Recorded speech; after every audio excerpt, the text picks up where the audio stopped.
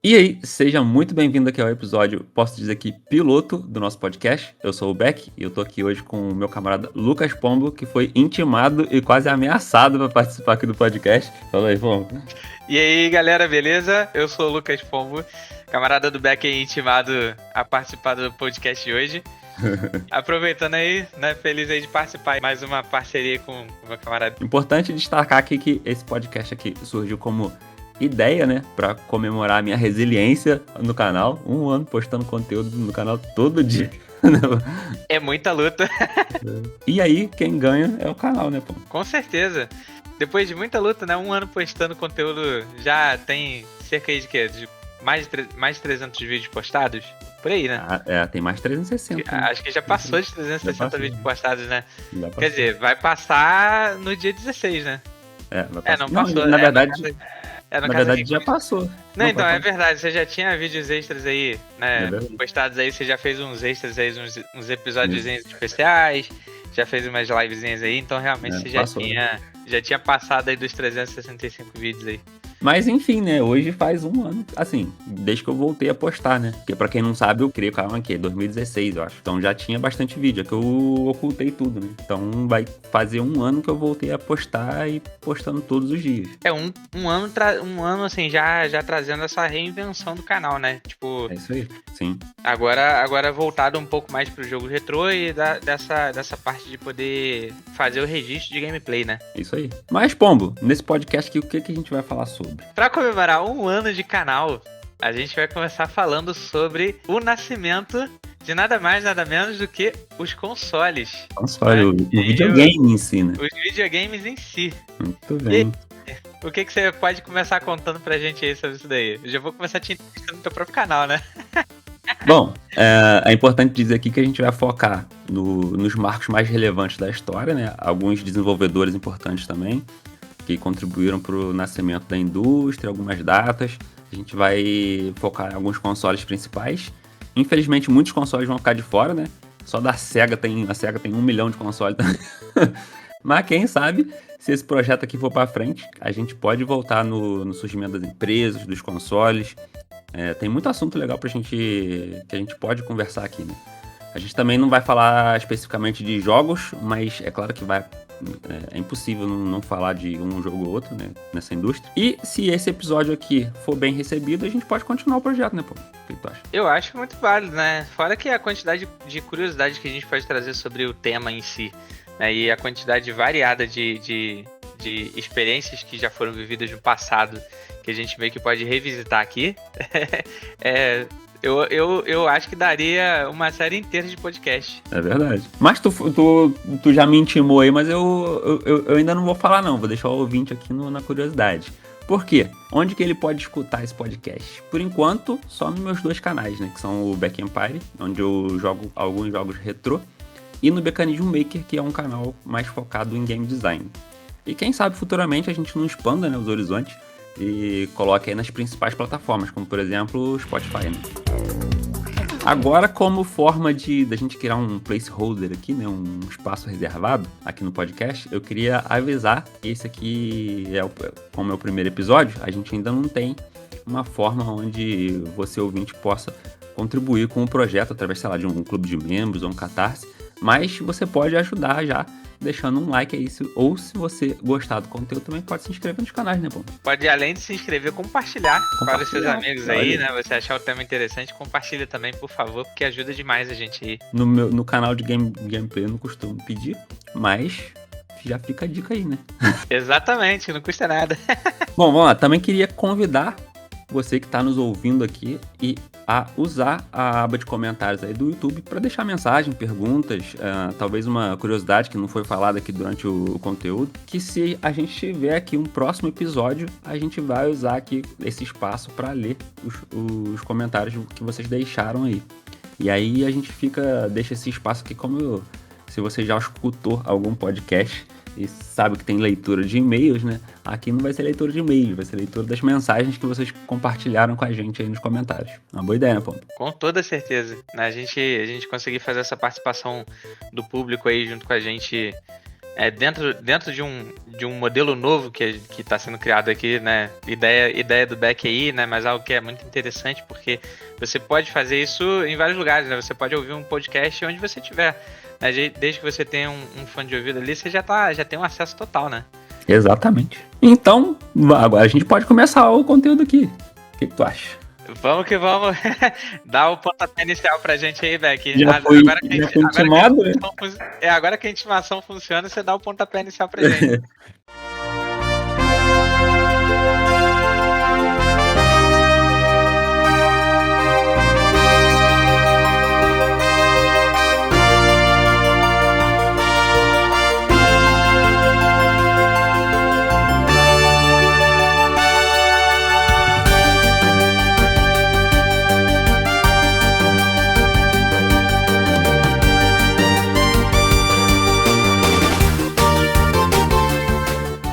Então, como é que a gente começa aqui? A pré-história, né? O nascimento da indústria do videogame. Nessa época, já existiam os primeiros computadores, né? Só que eles eram aqueles computadores que ocupavam uma sala inteira, né? E o que existia de jogo era mais projetos acadêmicos, né? Experimentos, né? Não eram nem projetos, né? Era ciência experimental, né? Falando de um jeito bem a grosso modo, né? E para começar aqui, em 1947 foi patenteado o dispositivo de entretenimento com tubo de raios catódicos, o Cathode Ray Tube Amusement Device, que foi o primeiro ancestral dos videogames. Ele era basicamente, imagina você aí, uma peça de um equipamento de radar de um navio da Segunda Guerra Mundial, aquele negócio bem primitivo, com uma telinha verde, uns fios aparecendo assim, uma folha de desenho colada na frente com fita adesiva em cima de um vidro. E era uma máquina totalmente analógica, né? Não tinha digital nela, né? Não tinha nem código. Ele era todo meio que mecânico, né? E era interessante porque essa máquina em si, né? Falando uma curiosidade aqui sobre ela, né? Essa folha que ficava colada em cima ali do vidro, né? Ela era o processo de programação naquilo ali era totalmente manual, né? Então ela precisava fazer furos na folha para poder conseguir contar as linhas de código, né? Então, conforme ela ia fazendo aquilo ali, ela conseguia ter uma construção daquilo que ela queria distribuir para ser reproduzido nessa tela, nesse radarzinho ali, né? Isso aí. É bem, bem interessante. E aí, né, depois desse dispositivo de entretenimento, né, com tubo de raios catódicos que foi criado em 1947, em 1952 foi criado o OSH, né, que é o Noughts and Crosses, que era basicamente o primeiro jogo da velha, que foi criado por um professor de ciência de computação britânico chamado Alexander Sandy Douglas, né? Isso aí. E ele criou o nosso primeiro joguinho da velha aí. Isso aí é o que tu falou, né, o 0x0, né, o OSH. OSH é o 0x0, né, a gente estava conversando aqui antes e aí a gente até brincou, né, que parece até um placar de futebol, né? Placar de futebol. 0x0. E foi criado o primeiro joguinho da velha, muito maneiro. Isso aí. Depois de 1952, em 1958, o físico William Higginbotham criou o Tennis for Two, que basicamente ele simulava uma partida de tênis usando um osciloscópio, que é um instrumento de laboratório usado para decodificar sinal eletrônico, né? Era basicamente uma telinha redondinha com uma linha verde na vertical e uma na horizontal, onde a bolinha ficava indo pra lá e pra cá. E ficava rebatendo. E tentando evitar que ela não saísse do espaço, né? Porque se ela saísse do espaço, você perdia. Era bem, bem simplesão, né? Mas é aquele jogo que dá a sensação assim de... né? Preciso conseguir acertar pra poder ver o tanto de tempo e quantos acertos eu consigo aqui, né? E aí depois disso aí, né, depois de 1958, em 1962 foi criado o Space War no MIT. Ele foi criado por um grupo de estudantes, né, mas quem ficou consagrado como criador do jogo foi Steve Russell, né, que ajudou na programação, né? E aqui com o Space War que o conceito de videogame começa a se estabelecer, porque depois que o jogo foi criado, outros estudantes e funcionários do MIT expandiram o projeto de forma que ele seria o primeiro jogo a ser distribuído para diferentes instalações de computador. Não, e lembrando que essas instalações ainda eram compostas por instalações de pesquisas e instalações acadêmicas, né? Isso aí. Saindo do Space War, em 1971, foi criado pelo engenheiro elétrico Nolan Bushnell o Computer Space, que foi o primeiro arcade comercial da história. Ou seja, os videogames operados com ficha. Guardem esse nome porque esse cara ele é considerado o pai do videogame como a gente conhece hoje. Simplesmente porque esse cara é ninguém menos do que o futuro fundador da Atari, né? E uma curiosidade é que o Computer Space, quando ele foi considerado muito complexo para o público. O pessoal que jogava achava muito difícil. E era um joguinho bem bobo, né? Pois é.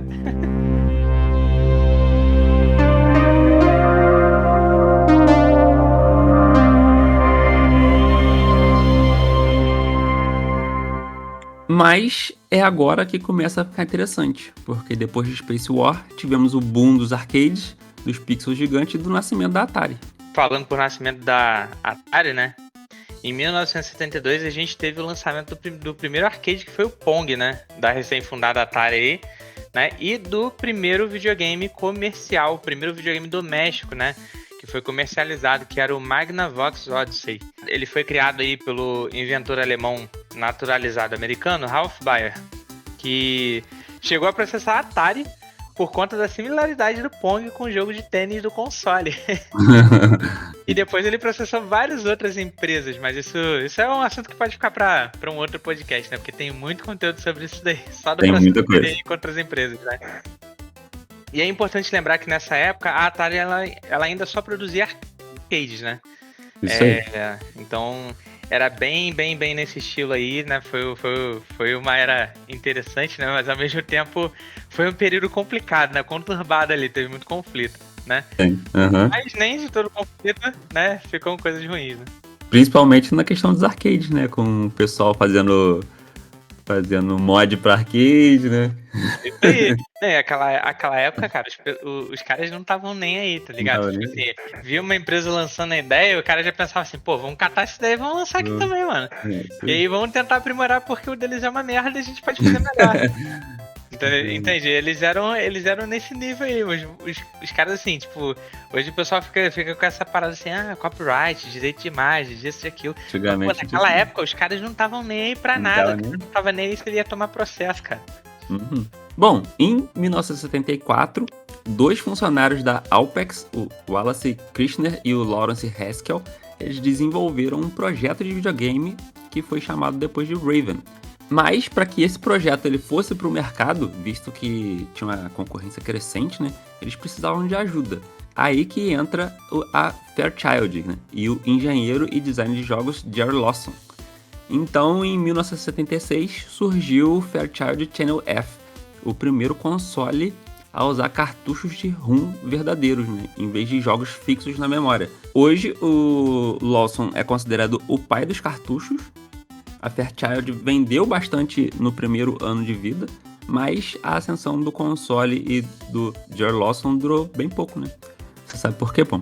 O porquê disso tudo, né, foi o sucesso do Channel Fan, né, que era apelidado pela Fairchild e inspirou a concorrência.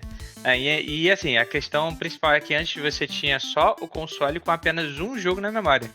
Então, assim, a pessoa comprava o console, ela não tinha nada além do jogo que já vinha no console. Já vinha lá. Assim, pensando tecnicamente nos termos de hoje, é uma tremenda de uma furada. É verdade. Mas a galera antigamente não tinha essa mentalidade, né? Porque era uma coisa que era inovadora na indústria, né? Tipo assim, uma coisa que tava surgindo e era inovadora, né? Antes, né, você tinha um console que tinha apenas um jogo na memória e agora você tinha um console que poderia ter vários jogos só trocando cartucho. Cartucho. Daí, em 1977, um ano depois, a Atari lançou, né, o famoso console chamado Atari 2600, né, que é queridinho de muitos aí, né, marcou a geração de muitos aí nessa era da ascensão, da evolução dos consoles, né, que o pessoal foi vivendo ali, né, e o boom dos arcades, né, da geração toda, e eles lançaram, né, o Atari 2600, que era um console muito mais potente do que qualquer outro console que tinha sido lançado naquela época, né? E ele usava os cartuchos, né? E isso definiu o modelo de negócio da indústria e apagou completamente a existência do Fairchild. E aí, tipo assim, né? Como o Beck, que ele bem deu o gancho ali, né?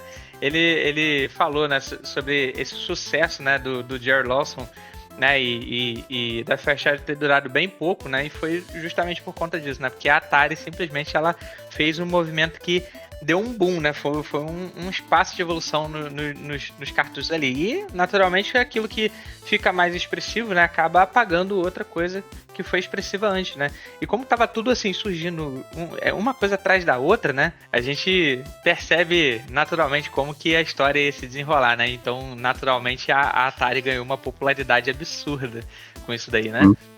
E foi um ano, né, o Fairchild durou só um ano, a Atari apagou ele da existência. Exatamente, tipo assim, e um ano não é nada, cara. Tipo assim, tu fala assim, pô, os caras pensam no modelo de negócio assim, falando assim, pô, essa empresa aqui vai ter um modelo de negócio duradouro aí por pelo menos uns 10 anos, porque a gente lançou uma parada inovadora. Aí vem a Atari e faz isso aí com os caras. E não era um console feio, né? Tinha uns cartuchozinhos amarelos e tal. Sim, era diferenciado, né, cara? Era bem diferenciado, tipo assim, os consoles, os cartuchos amarelos já eram algo chamativo pra época, né? Tinha muito essa questão de conseguir fazer coisas que visualmente, né, chamariam o público. E a ideia inovadora partiu desses caras aí, né? Só que quem popularizou mesmo foi a Atari, que catou a ideia ali e falou, pô, vamos fazer um negócio muito mais sinistro que isso daí. Mas os arcades ainda não tinham acabado. Em 1978, criado por Tomohiro Nishikado, chegou nada mais nada menos do que Space Invaders aos arcades. Ele introduziu, né, o conceito de high score, o primeiro grande evento em massa da história que reuniu mais de 10 mil participantes e que colocou de vez os videogames nos holofotes da mídia nacional americana, né? Foi com Space Invaders. A gente pode naturalmente dizer que esse cara aí já estava instigando o competitivo desde aquela época. Outro arcade que fez sucesso em 1979 foi Asteroids, da Atari. E em 1980 foi lançado Pac-Man, em 81 Donkey Kong na Nintendo, mas acredito que esses títulos também merecem uma atenção especial em outro episódio de podcast, inclusive porque em Donkey Kong nos foi apresentado o icônico Jumpman, que depois ficou conhecido como Mario. Tu conhece o Mario, Pom?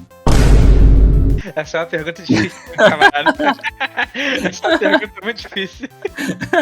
Não conhece o Mario, não? Eu não vou fazer aquela pergunta famosa, não. Mas, assim, deixando esse assunto pro próximo podcast aí, porque, né, se alguém não conhece, por favor, vamos pesquisar, né, que o Mario é o queridinho de muitos aí, né? Mas assim, né, após esse período aí, né, na verdade, né, juntamente com esse período todo aí que foi acontecendo, né, 1979 ali, o lançamento do Asteroids da Atari, né, em 1979 também teve a fundação da Activision, né, hoje em dia é muito famosa, tem muitos jogos ali de produção da própria Activision, né, mas ela foi fundada, né, ela foi composta por ex-funcionários da Atari.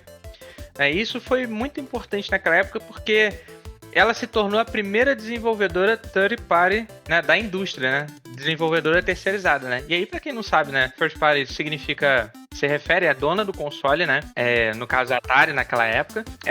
Second party é uma empresa que é parceira próxima da empresa first party, né? E aí essa empresa ela costuma ter participações dentro do projeto e às vezes a própria empresa principal ela divide parte do projeto junto com a empresa secundária, né? E tem a third party, que é a empresa independente, né? Que é o exemplo da Activision, que vai receber o projeto ali para ela produzir em massa terceirizado, enquanto a empresa a empresa principal, né, first party, ela pode focar em outros projetos além. A gente pode meio que traduzir o second party como estúdios, vamos supor, a Blizzard tem vários estúdios dela. Isso aí. Criam os jogos para ela, e o third party pode ser, por exemplo, uma empresa independente, e aí vamos dar o exemplo da Activision. Uma empresa independente faz o jogo e a Activision publica, é a publicadora. Você usou um exemplo legal, né? Porque hoje em dia a gente tem realmente, né? A gente vê as empresas que produzem jogos aí, né? Hoje, por exemplo, na Activision aí, né? Tem a Sledgehammer, tem a Treyarch, tem outras produtoras ali que estão junto com eles ali, né? Que produzem vários jogos de franquias que são propostos pela Activision, né? Mas são produtoras totalmente diferentes e no final a distribuição é feita pela Activision. Isso aí. Então, basicamente, né, comparando um pouco com a mídia atual, né, a gente vê que é um modelo que é bastante utilizado desde aquela época, né, desde meados daquele tempo lá.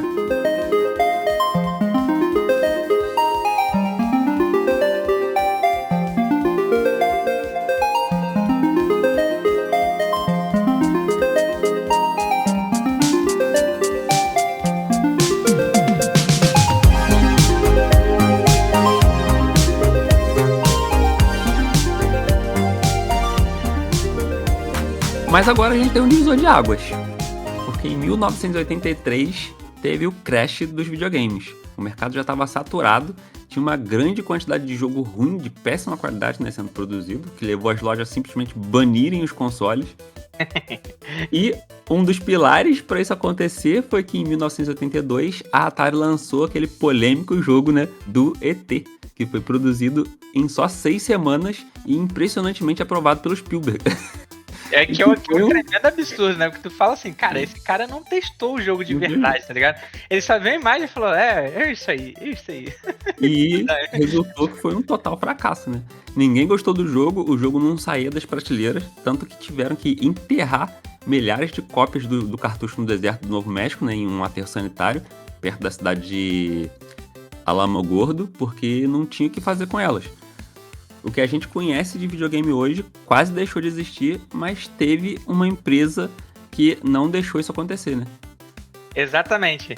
Nesse mesmo ano, né, que aconteceu tudo isso, né, velho, que a Nintendo, ela lança nada mais, nada menos do que o Famicom no Japão. E aí, em 1985, a Nintendo levou o Famicom para os Estados Unidos. Só que as lojas, né, naquela época, não estavam querendo saber mais de videogame, né, por causa de toda essa questão do jogo do ET, né, que foi esse fracasso total.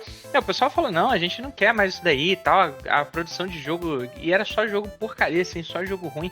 A produção de jogo ruim estava muito grande, porque o pessoal estava focado em quantidade, não estava focado em qualidade, né. Só que aí chegou a Nintendo, né, como a super heroína do mercado, e eles simplesmente lançaram... Né, chegaram no mercado do ocidente, né, que estava praticamente morto, mudaram o design para uma caixa cinza que parecia um videocassete e chamou ele de Entertainment System, né, que a gente conhece como NES, né, que é o Nintendo Entertainment System, né, o Famicom, né, veio com essa popularidade aí. Ele tinha a versão japonesa, que era o Famicom, né, e a versão americana, a versão dos Estados Unidos aí, né, que era o Nintendinho que a gente conhece hoje, né. E aí, com ele, veio a salvação da indústria, né? Que foi o nosso queridinho mencionado aí, que foi o Super Mario, né? Super Mario. Quem não conhece o Mario aí... Uma curiosidade é que o Famicom no Japão, ele era vendido como videogame. Só que quando ele veio pro ocidente, né, que o mercado do ocidente não estava querendo saber de videogame, a Nintendo teve aquela sacada, né, vamos mudar o design do Famicom, vamos fazer ele parecer um videocassete e vamos mudar o nome. E agora ele é um sistema de entretenimento, ele não é um videogame. Interessante, né? É muito interessante isso daí, né, porque é aquela questão da consolidação do modelo de negócio, né. A Nintendo não tem o que dizer sobre eles, porque em questão de modelo de negócio, eles sempre foram extremamente inteligentes, né? E assim, a gente como bons jogadores, né, como bons gamers, a gente precisa ser muito grato a eles, porque se não fosse pela Nintendo, velho, a gente não teria o que a gente tem hoje. Eles eu não sou nintendista não, mas eu tenho que concordar. Nós não somos nintendistas, eu também não sou nintendista, né, apesar de que curto muito os jogos da Nintendo, né? Eu gosto muito dos jogos da Nintendo. Não sou nintendista, mas eu sou obrigado a dizer que assim, nesse quesito, eu sou extremamente grato à Nintendo por ter feito isso daí, né? Porque foram eles que mantiveram o nosso entretenimento vivo. É verdade. Mas, em 1986, surgiu uma nova tecnologia, que foi o salvamento por bateria, quando a Nintendo lançou The Legend of Zelda. Agora os jogos não precisavam mais de password, você conseguia salvar o progresso dentro do próprio cartucho. Cara, isso aí, se a gente for falar sobre a questão de divisor de águas, isso aí realmente era um divisor de águas, né? Porque às vezes você chegava no final do jogo e olha que os passwords, só como curiosidade, tá? Os passwords, eles ainda continuaram por muito tempo. Eu acredito que até meados de 1998 ainda tinha muitos jogos que tinham salvamento por password, né? Sim. Você tinha que criar um password ali e tal. Se você depois não soubesse como acessar aquilo, você tinha perdido completamente o teu save, tu tinha que jogar tudo de novo, tá ligado? Jogar tudo de novo. Então foi realmente um dos divisores de água, né? Mas assim, avançando um pouquinho mais no tempo aqui, né? Em 1989, a gente teve mais um sucesso que foi o Tetris, né? Que foi lançado junto com o Game Boy original e o Sega Genesis, né? Que a gente conhece como Mega Drive aí. E aqui que começa um período muito importante na era dos games, que foi a guerra dos consoles. Isso aí.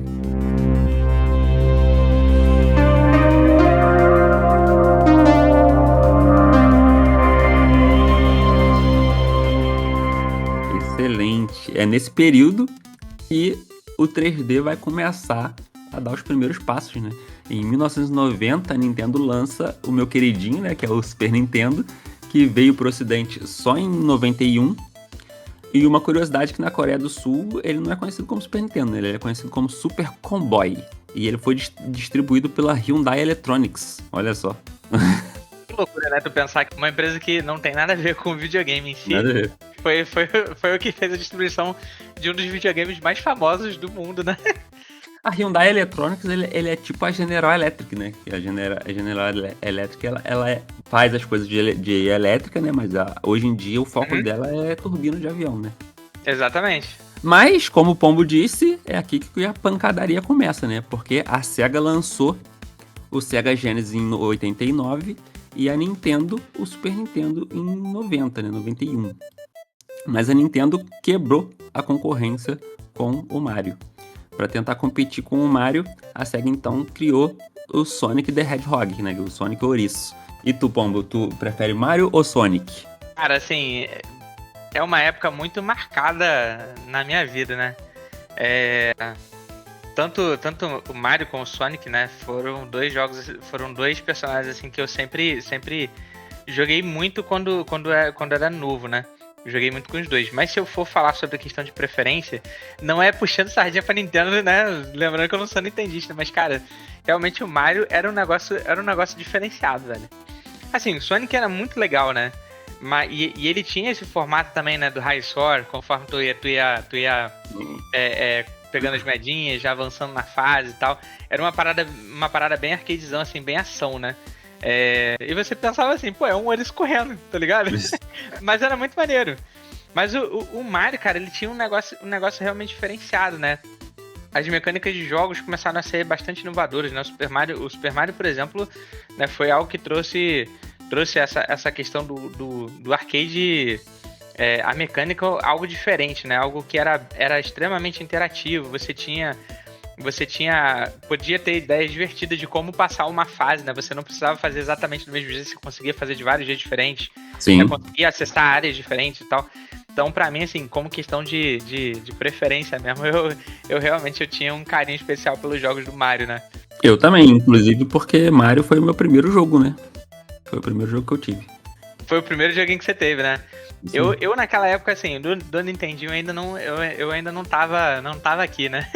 Eu cheguei, a minha época mesmo foi marcada pelo Super Nintendo, né, galera? Mas assim, meus tios, né, na época, irmãos da minha mãe, eles tinham o Nintendinho e eles cuidavam com muito carinho ali das coisas deles e tal. Só que naquela época é diferente de hoje em dia, né? Porque hoje em dia, quando você vê um console antigo, né, um console retrô, o pessoal dá muito mais valor, né? Porque é algo, né, icônico, né? Tipo assim, não existe mais fabricação, né?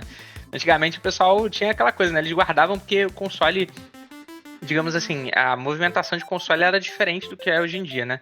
Hoje em dia o pessoal começa a falar assim, vamos lançar uma geração nova de console, né? E aí o pessoal faz o seguinte, assim que chegar a geração nova, a gente vai, né, deixar a velha, vamos comprar a nova e a velha vai ficar ali, né? Só que antigamente não, mesmo com o lançamento do Super Nintendo, o pessoal ainda tinha Nintendinho, ainda tinha Atari, ainda tinha outros videogames da época que eram famosíssimos e que tinham jogos que ainda chamavam atenção, né? Sim. Então eu tive o acesso a muitos jogos ali do Nintendinho por conta disso, né? Porque eles tinham e foi graças a eles que eu pude experimentar e ter muitas experiências de jogo diferentes, né? E tinha a facilidade do mercado também, né? Hoje em dia é muito fácil fazer importação e exportação. Antigamente não era tão simples assim. Exatamente, né? Tanto que para você conseguir jogar determinados jogos, né, você tinha que pegar, às vezes, né, você já comentou sobre isso algumas vezes, a gente já comentou em off aqui também, né, mas às vezes tinha jogos que você só encontrava em cartucho que tinha tantos jogos no cartucho, né? É verdade. E tipo assim, esses cartuchos em si também não eram fáceis de achar não, cara, era raridade tu achar um cartucho desse, entendeu? Na maioria das vezes eram cartuchos únicos, né? Sim. Mas olhando justamente para esse ponto, né, da questão do merchan, né, do mercado, do marketing e tudo mais, né, a gente fala sobre distribuição e propaganda e tudo, e como que essas coisas eram vistas, como que o pessoal conhecia, né, a gente chega na parte de uma disputa muito importante, né, que marcou a concorrência entre as empresas, né, principalmente a Sega e a Nintendo, onde eles traziam vários produtos inovadores, jogos mais elaborados, exclusividade de jogos, né, e isso impulsionou muito a indústria, né, e ajudou a popularizar ainda mais os videogames no mundo inteiro.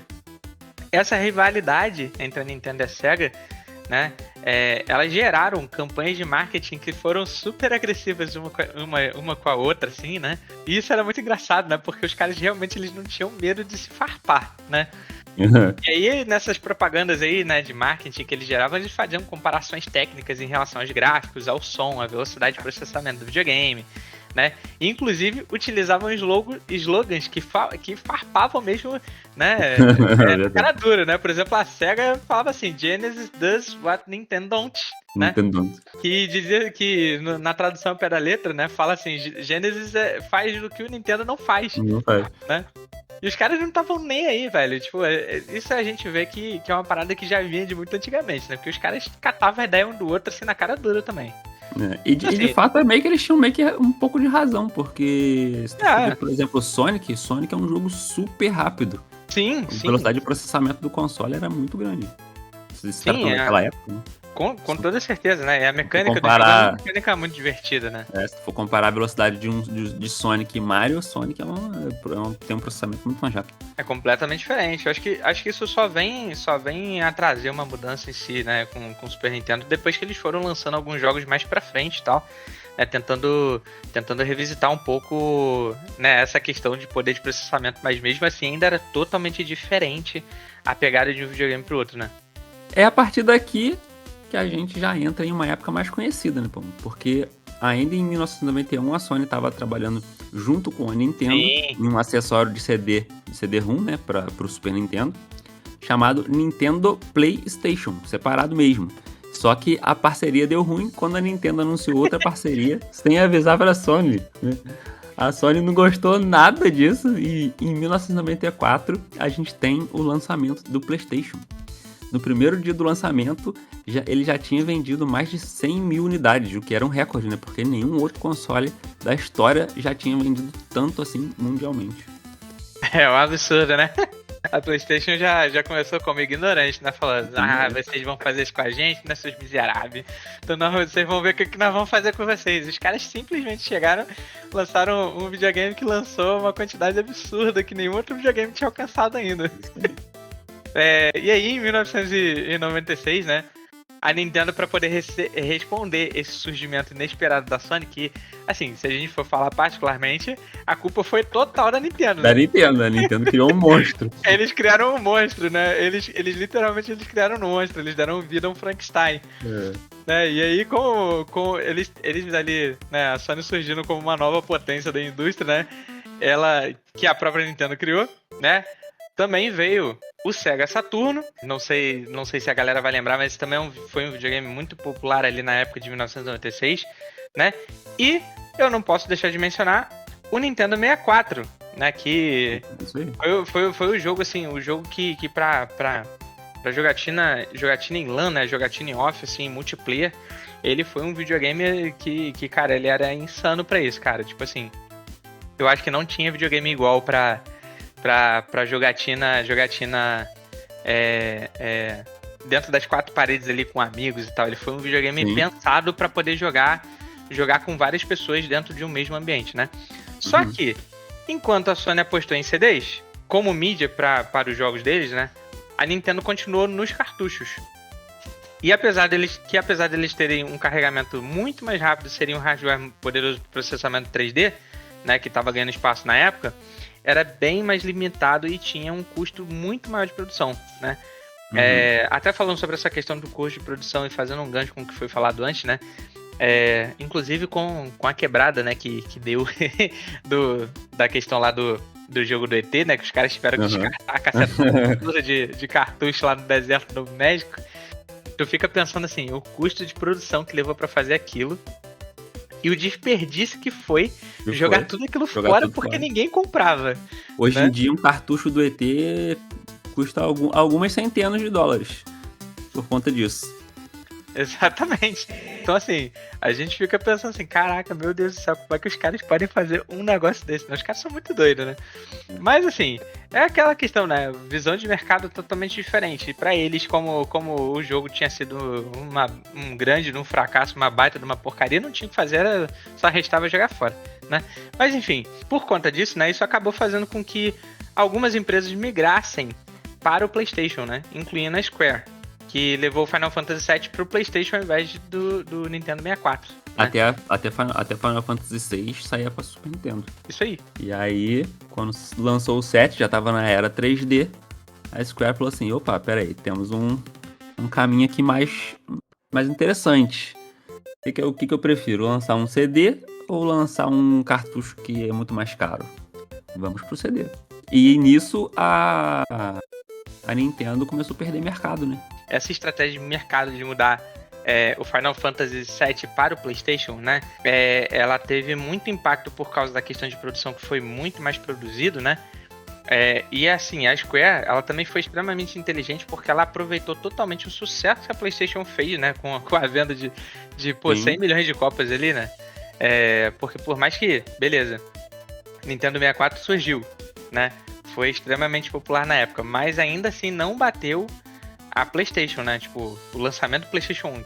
Mas é aqui, Pombo, que a gente já vai começar a encerrar o nosso primeiro podcast. Porque pra gente fechar aqui essa parte da história dos videogames, não podia faltar o console mais vendido de todos os tempos, né? Com mais de 160 milhões de cópias vendidas, que foi o PlayStation 2, lançado no ano 2000. Esse sim foi o queridinho de muitos, né? E principalmente no Brasil. Principalmente no Brasil, e a gente pode dizer que realmente foi o console que marca o final do período, né, da guerra dos consoles, né? Mas ele marca principalmente a evolução, né? Que ele foi realmente o que trouxe a inovação para todos nós, né? O PlayStation 2 não tem uma pessoa que a gente fale hoje em dia. É muito difícil você chegar numa pessoa que chegue para você e fale assim, pô, não conheço o PlayStation 2. Com certeza, é verdade. Todo mundo conhece os jogos, e assim, pô, jogos extremamente icônicos, né? Fora também que a popularidade dos jogos também era muito absurda. Sim, mas por conta da pirataria, né? Porque se tu procurar um jogo original hoje em dia, vai ser olho da cara. Mas foi a época da pirataria, né? Não era tão caro na época, né? Os jogos originais, né? Igual era hoje em dia. Isso. Mas realmente, assim, com a questão da pirataria, assim, pô, o cara que ao invés de pagar 50, 60 reais no jogo de PlayStation 2, o cara pagava 5, 10 reais no máximo. Ia na banca ali, 3x10. Ia na banca, e o pior do que isso, né, foi depois que o pessoal começou a desenvolver a questão de piratear por conta própria, né, que o cara comprava uma mídia virgem, copiava o jogo pra mídia virgem, e cara, se bobear, o cara ainda pegava e ainda botava os jogos pirata pra vender, né, fazia 30 cópias do próprio jogo e vendia o resto, ficava como e vendia o resto, né.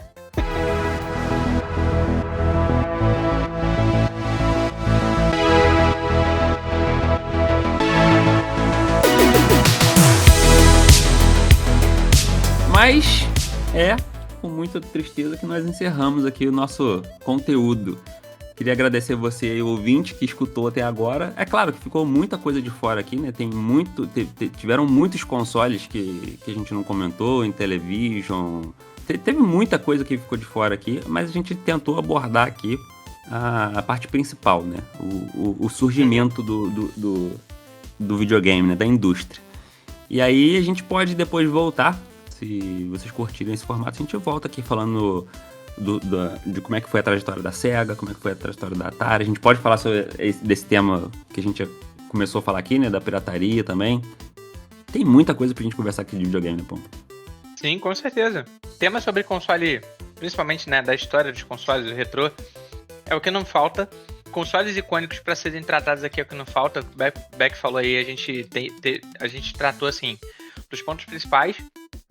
Mas se a gente fosse falar de console por console, pô, se a gente parar só no Nintendinho, a gente já perde praticamente uns 3 podcasts só do... 3 podcasts só de Nintendinho. Né, ainda mais o Super Nintendo, ainda mais o PlayStation, ainda mais o PlayStation 2, ainda mais, né, a gente chegando nessa era aí. E as marcações, né, porque outros consoles se popularizaram muito na época também, nessa transição toda que a gente falou, né? Como o Master System, né? Que também era conhecido como Mega Drive. Que veio Master System 1, 2, 3, Mega Drive 1, 2, 3, né? Produção da Tectoy e tudo mais. Então a gente tem muita coisa aí que dá pra gente abordar. E vai ser bastante maneiro, né? A gente poder falar sobre esses temas em um outro momento, né? Sim, e não só dos antigos, né? Não só dos antigos, mas também a gente vai pegar na geração dos novos. Porque a gente parou no ano 2000 aqui, mas o ano 2000 continuou. O ano 2000 tem muita coisa pra frente, né, vamos? Exatamente, o que vem pra frente, mano. O que vem pra frente marca ainda mais, né? Porque a gente comparar com o que era antes, a gente vê, cara, os caras usavam começaram usando um computador gigantesco pra poder fazer só um joguinho de da velha, né? Tipo, da velha. E aí, tipo, de repente, isso se transforma, né, no que a gente conhece hoje em dia, pô. Cara, não tem como dizer que não é um salto absurdo, né? Isso aí. Mas então é isso. Gostaria de agradecer você aí de novo, que está nos escutando. Queria te agradecer, Pom, por ter participado aqui. Tamo junto. Do nosso podcast. E dos vários próximos que podem vir por aí, né?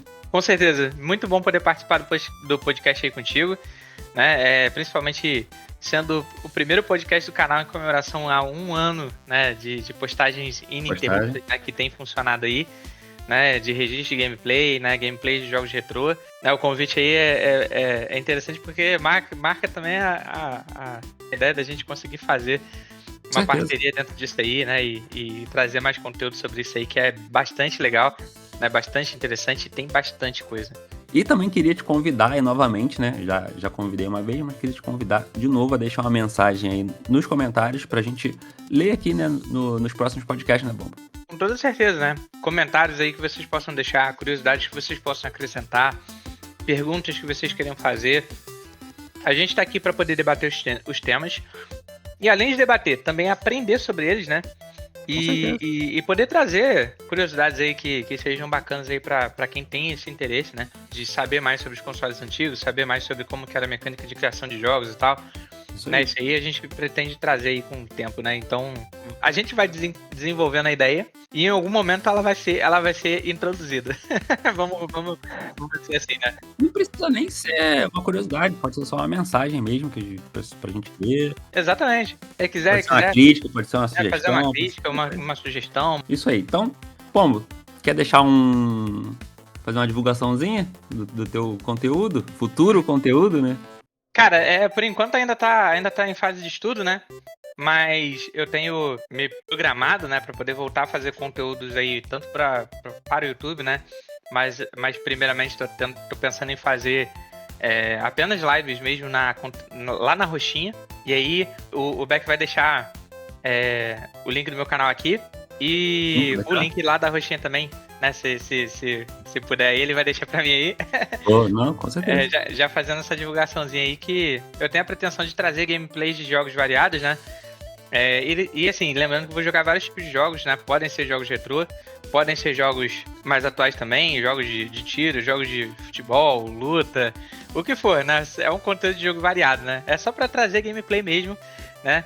Mas a ideia principal é trazer jogos focados no single player, né? Principalmente jogos de história, né? A gameplay dos jogos em geral. Então, vou ficando por aqui, junto com o Pombo, nesse primeiro podcast. Espero que vocês tenham gostado desse formato de mídia aqui no canal. E que venham os próximos, né? É isso aí. Mais uma vez aí, velho, pelo convite. Então, é isso aí, galera. Valeu por ouvir. Vou ficando por aqui. Valeu, falou. Fui.